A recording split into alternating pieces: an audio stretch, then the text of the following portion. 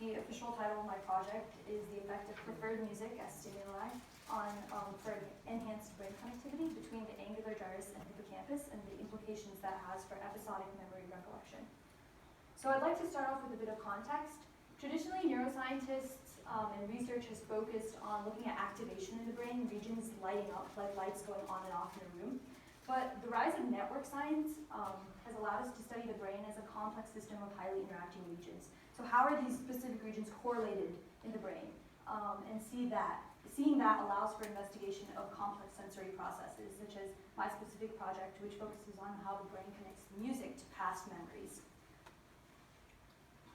So how do we do this? Through functional magnetic resonance imaging.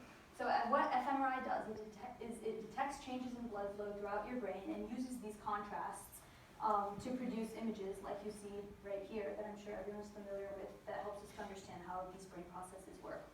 I'm sure you've all seen this MRI machine.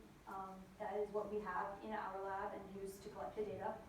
So this technique is preferred over PET scans and CAT scans because no radiation is used. It's non-invasive and it produces high-resolution images as you see down here. So I'd like to talk about a phenomenon called resting state connectivity. So what resting state is the state your brain is in during periods of inactivity or wakeful rest. For example, right now you're listening to me, but after you go outside, you'll be thinking about how you're feeling about my talk, and let's hope that's all good. But all these processes are introspection, daydreaming, mind wandering. And a specific network is activated in your brain when all that is going on. It's called the default mode network, the DMN.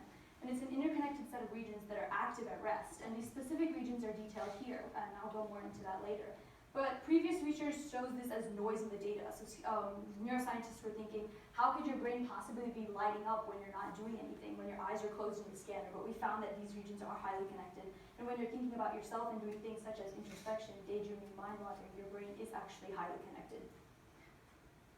So the two brain regions that are the focus of my study are the angular gyrus and hippocampus. I'd like to start off with the angular gyrus. So it's located in the inferior parietal lobule. There's two as on each side of the brain, as you see in this image. It has been found as a brain region involved in memory recollection, so when you're thinking back on this moment or any other moment in your life.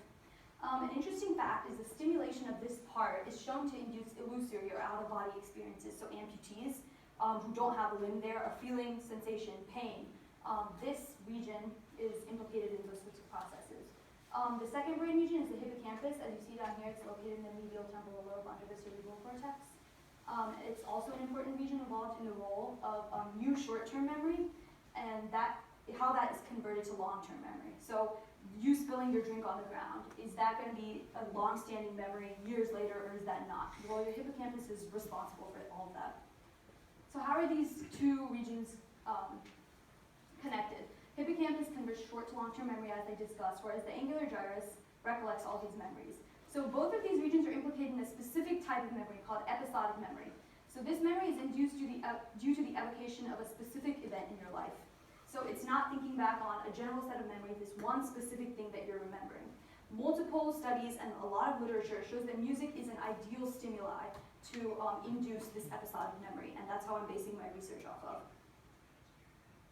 So why study this? Well, brain responses are driven by music and closely linked to specific experiences, like the episodic memory I had previously discussed. So studies have found that music-evoked memories can dictate most activity in specific brain structures, and then lead us to learn more about how the brain works and how exactly memory is formed, which is still an elusive process that many researchers are trying to understand.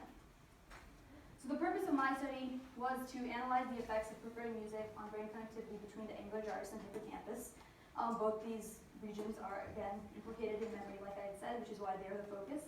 So the implications of this, well, understanding the role of music as a stimulus in this memory formation process can really help us to use music as a diagnostic and preventative tool for patients with neurodegenerative disorders, Alzheimer's, stroke,